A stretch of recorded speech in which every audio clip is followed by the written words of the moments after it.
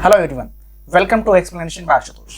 बच्चों, आज की क्लास में बात करने वाले हैं बहुत ही ब्यूटीफुल मैथमेटिक्स ज्योमेट्री के बारे में। ज्योमेट्री की यदि हम बात करते हैं तो ज्योमेट्री में किन किन चीज़ों के बारे में हम बात करने वाले हैं, किन किन टॉपिक्स के बारे में हम किन किन थ्योरम के बारे में डील करने वाले हैं, उन सब की हम बात करेंगे। उससे पहले हम जान लेते हैं कि भैया ये जो ज्योमेट्री है वो किस एग्जाम से रिलेवेंट है, किस किस एग्जाम में इसके मायने होते हैं। ठीक है, तो आप यदि एसएससी की तैयारी कर रहे हो, आप चाहे केट की तैयारी कर रहे हो, आप चाहे सीडीएस की तैयारी कर रहे हो, आप चाहे यहाँ पे क्लेट की तैयारी कर रहे हो, ठीक है, इन सब एग्जाम में जो ज्योमेट्री है वो काफ़ी अपना यूं मान के चलिए काफ़ी इसका इंपॉर्टेंट रोल है। यदि मैं बात कर लेता हूँ सीजीएल की, हम बात करते हैं एसएससी की, हम बात कर लेते हैं पहले। ठीक है, एसएससी में प्री के एग्जाम में 3 से 4 क्वेश्चन आपकी ज्योमेट्री से पूछे जाते रहे हैं।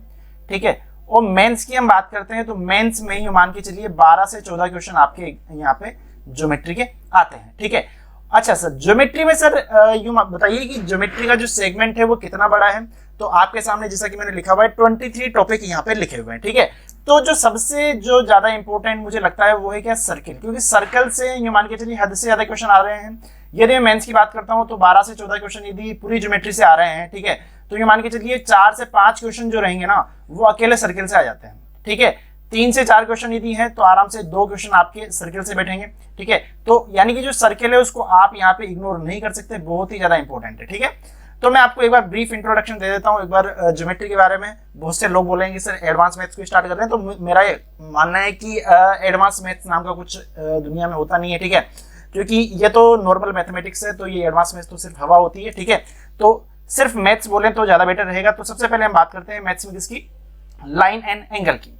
अच्छा, लाइन एंड एंगल की हम बात करें तो लाइन एंड एंगल क्या है भैया, तो लाइन एंड एंगल आपने स्टार्टिंग में जब क्लास 8 तक आपने पढ़ा था, ठीक है, स्कूल में, तो आपने रेखागणित पढ़ी थी। ठीक है, वहां पे आप लाइंस के बारे में बात करते हैं, पॉइंट के बारे में बात करते हैं, पैरेलल लाइंस के बारे में बात करते हैं। ठीक है, तो ये सब क्या होगी, एक छोटा सा इंट्रो रहेगा यहाँ पे, ताकि आपको जो आगे में बड़ी बड़ी चीजें, बड़े बड़े थ्योरम्स पढ़ाऊंगा, उनका ये बेसिक यानी एक नींव यहाँ पे हो सके। ठीक है, उसके बाद में इनइक्वालिटी ऑफ ट्राइंगल। ठीक है, इनइक्वालिटी ऑफ ट्राइंगल बहुत से टीचर्स को छोड़ ही देते हैं, इसको पढ़ाते ही नहीं है, तो इनइक्वालिटी ऑफ ट्राइंगल भी हमें देखना है। उसके बाद 2 बहुत ही ज्यादा इंपॉर्टेंट रूल, कौन से, साइन रूल और कोसाइन रूल। ठीक है, इनके डेरिवेशन के साथ साथ यानी कि इनके प्रूफ के साथ साथ मैं इनके रिजल्ट आपको याद कराऊंगा, और याद करने के साथ में आपको यही बताऊंगा कि इनको हम जो आपके ट्राइंगल वाले जो क्वेश्चंस होते हैं, ठीक है, या फिर हम बात करें यहाँ पे क्वाड वाले जो क्वेश्चन होते हैं, क्वाड्रिलेटरल वाले क्वेश्चन जो होते हैं, ठीक है, इनमें हम साइन रूल और कोसाइन रूल को किस तरह से यूज कर सकते हैं, और जो आगे आने वाली जो थ्योरम्स है, ठीक है, जैसे कि हम सेंटर्स ऑफ ट्राइंगल में भी इसका यूज करेंगे। ठीक है, आगे यदि हम बात करें राइट एंगल ट्राइंगल की, तो वहां भी हम साइन रूल और कोसाइन रूल का यूज करेंगे। ठीक है, तो बहुत ही मजा आने वाला है, बहुत ही इंटरेस्टिंग ये सेशन बनने वाला है। आज मैं सिर्फ आपको एक इंट्रो दे रहा हूं कि आगे हम किस तरीके से क्या क्या टॉपिक्स पढ़ने वाले हैं, क्योंकि ज्योमेट्री इतना बड़ा टॉपिक है, इतना लेंदी यहाँ पे ये पूरा सेगमेंट है कि इसको एक साथ यदि आप देखें तो बहुत ही ज्यादा टफ हो जाएगा, क्योंकि इतने सारे टॉपिक्स हैं, इतनी सारी थ्योरीज हैं। ठीक है, तो जहां तक मेरा मानना है कि आप यदि इस तरीके से आराम से स्टेप बाय स्टेप अलग अलग सेगमेंट करके यदि इसको पढ़ते हैं तो ज्यादा बढ़िया रहेगा। ठीक है, तो चलिए आगे बढ़ते हैं। अगला है बच्चों क्या, स्टुअर्ट्स थ्योरम। क्या बोला मैंने, स्टुअर्ट्स थ्योरम। अच्छा, स्टुअर्ट्स थ्योरम बहुत सारे ये शायद नाम ही पहली बार सुना होगा। ठीक है, स्टुअर्ट्स थ्योरम जो है वैसे बेसिकली हम बात करते हैं तो ये 10th लेवल तक तो आती नहीं है। ठीक है, आती है बट इसका ये नाम होता नहीं है, ये आती है आपकी बीएससी की यदि हम बात करते हैं, बीएससी जो बच्चे कर रहे होंगे, ठीक है, उनको पता होगा। सेकेंड ईयर में ये आपके मैथमेटिक्स में आती है। ठीक है, स्टुअर्ट्स थ्योरम जिसको आप वहां पे सुनते हैं, इसका नाम पहले 10 तक तो आता नहीं है, बट 2018 की यदि हम बात करते हैं, 2018 तक की, 2018 तक स्टुअर्ट्स थ्योरम पे कोई क्वेश्चन आया नहीं है। 2018 में पहली बार स्टुअर्ट्स थ्योरम पे क्वेश्चन आ गया। ठीक है, तो हम इसकी भी हम बात करेंगे। अगले हम बात करते हैं एंगल बाइसेक्टर थ्योरम की। एंगल बाइसेक्टर थ्योरम क्या होता है, तो आप बोलेंगे sir interior angle bisector theorem और एक्सटीरियर एंगल बाइसेक्टर थ्योरम की हम बात करेंगे। ठीक है, अगले हम बात करते हैं एरिया रिलेटेड प्रॉब्लम। अच्छा, ये जो सेगमेंट है एरिया रिलेटेड प्रॉब्लम, यार इसकी यदि हम बात करते हैं ना, तो जो बच्चे यहाँ पे केट की तैयारी यदि कर रहे हो ना, ठीक है, तो उनको पता होगा कि सर उनके एग्जाम में एक पोर्शन आता है, कौन सा, शेडेड एरिया वाला। कौन सा, शेडेड एरिया वाला एक पोर्शन आता है। ठीक है, तो उसका जो एरिया वगैरह निकालना है उसकी हम यहाँ पे बात करेंगे। और जो ये शेडेड वाले एरिया वाले जो क्वेश्चन है ना, वो केट के एग्जाम में भर भर के पूछे जाते हैं, ठीक है, क्लियर है। तो केट वाले जो बच्चे रहेंगे वो एरिया रिलेटेड प्रॉब्लम पे काफी अच्छे तरीके से ध्यान देंगे। अगली हम बात करते हैं सिमिलरिटी की। सिमिलरिटी क्या होती है, कॉन्ग्रुएंसी क्या होती है। ये जो दोनों थ्योरम है वेरी वेरी वेरी इंपॉर्टेंट, बहुत ही ज्यादा महत्वपूर्ण ये दोनों चीजें हैं। यदि मैं आपको यूं मान के चलिए कि आने वाली क्लासेस में 300 क्वेश्चन यदि मैं ज्योमेट्री के करा रहा हूं, तो 300 में से यूं मान के चलिएगा कि 250 क्वेश्चन में, ठीक है, 250 क्वेश्चन या फिर हम बोलते हैं कि 250 क्वेश्चन में मैं सिमिलरिटी और कॉन्ग्रुएंसी का यूज करूंगा, ठीक है। अगली हम बात करते हैं एमपीजी, मास पॉइंट ज्योमेट्री। ये भी आपके 10th तक के सिलेबस में वैसे नाम से तो नहीं है, बट ये बाद में पूछा जाता रहा है और स्पेसिफिक क्वेश्चन बनते हैं, तो इसकी भी हम बात करेंगे, ठीक है। अगला सेगमेंट जो रहेगा वो रहेगा सेंटर्स ऑफ ट्रायंगल। जितने भी आपने सेंटर सुने होंगे, यदि मैं बात करता हूं यहाँ पे सेंट्रोइड के बारे में, यदि मैं बात कर लेता हूं यहाँ पे इन सेंटर के बारे में, यदि हम बात करते हैं सरकम सेंटर के बारे में, ऑर्थो सेंटर के बारे में, ठीक है, एक्स सेंटर की भी हम यहाँ पे बात कर लेंगे, जो कि इनसे थोड़ा सा अलग है, बट इसकी भी हम बातें करेंगे, ठीक है, क्लियर। चलो जी आगे बढ़े। अगला theorem Apollonius theorem. Apollonius theorem काफी इंपॉर्टेंट है। जब भी आप यहाँ पे सेंट्रोइड की बात करेंगे, वहां पे आपने मीडियन से यहाँ पे थोड़ा सा आपको डील करना पड़ेगा, ठीक है। तो मीडियंस की यदि हम लेंथ वगैरह की बात करते हैं, तो वहां पे हम अपोलोनियस थ्योरम को हम यूज करने वाले हैं मीडियंस में, क्लियर है। चलो जी बढ़े आगे। इतनी चीज आपको समझ में आई होगी आई होप। अगली हम बात करते हैं, तो तीनों जो ट्रायंगल हैं, ठीक है, आपको पता है कि यदि हम बात करें यहाँ पे तो 3 तरह के हम ट्रायंगल देखेंगे। एक तो इक्वेटरल ट्रायंगल, जहाँ पे तीनों जो साइड रहेंगी वो इक्वल रहती है। आइसोसेलेस की यदि हम बात करते हैं, तो आइसोसेलेस क्या होता है सर, 2 साइड हमारी इक्वल रहेगी ट्रायंगल की। राइट एंगल ट्रायंगल, जहाँ पे एक कोण जो रहेगा वो 90 डिग्री का रहेगा। तो इनकी जो डिफरेंट डिफरेंट प्रॉपर्टीज हैं, इनके जो डिफरेंट डिफरेंट फॉर्मूलाज हैं, उनको हम काफी बेहतरीन तरीके से देखने वाले हैं। और अगला important concept, many circle in triangle. Many circle in triangle, यानी कि एक ट्रायंगल में यदि हम बहुत सारे सर्किल डाल देते हैं। सर्किल वो कौन से वाले, सेम रेडियस वाले, ठीक है, सेम रेडियस वाले। 2017 का यदि आप एग्जाम पेपर देखेंगे मेंस का, यदि मैं सीजीएल की बात कर रहा हूं यहाँ पे, ऐसे सीजीएल मेंस की, ठीक है, तो वहां पे 3 से 4 क्वेश्चन एक शिफ्ट थी, उसमें 3 से 4 क्वेश्चन मेनी सर्किल से आ गए थे, ठीक है। उसके बाद से ये इंपॉर्टेंट हो गया, उसके बाद से कोई क्वेश्चन पूछा नहीं गया, बात अलग है, ठीक है। बट ऐसा हो सकता है कि हम इस चीज को छोड़ नहीं सकते, क्योंकि एक टाइम पे यदि 3 क्वेश्चन एक शिफ्ट में आ रहे हैं, तो मे भी हो सकता है कि आगे वो वाली शिफ्ट ऐसी आ जाए, क्लियर। अगली हम बात करते हैं area square inside a triangle.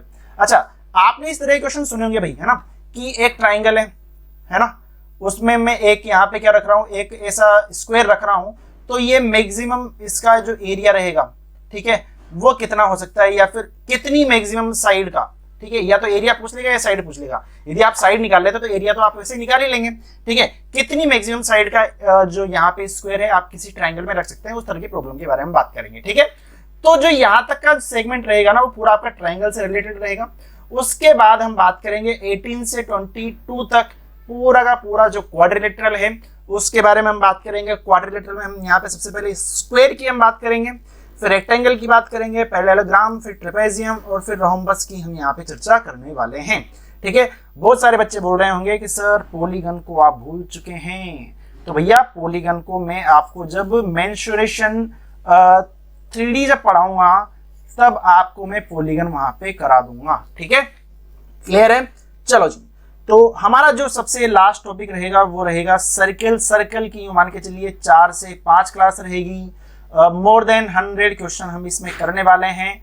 और यदि हम बात करें पूरी सीरीज की, पूरी ज्योमेट्री के इसकी, तो हम यहाँ पे 300 प्लस क्वेश्चन मैं आपको यहाँ पे करके दिखाऊंगा, पूरे आपके सामने सोल्व करूंगा, ठीक है। और जो जितने भी क्वेश्चन रहेंगे वो किसी फर्जी बुक से कहीं से भी लिए हुए नहीं रहेंगे, ठीक है।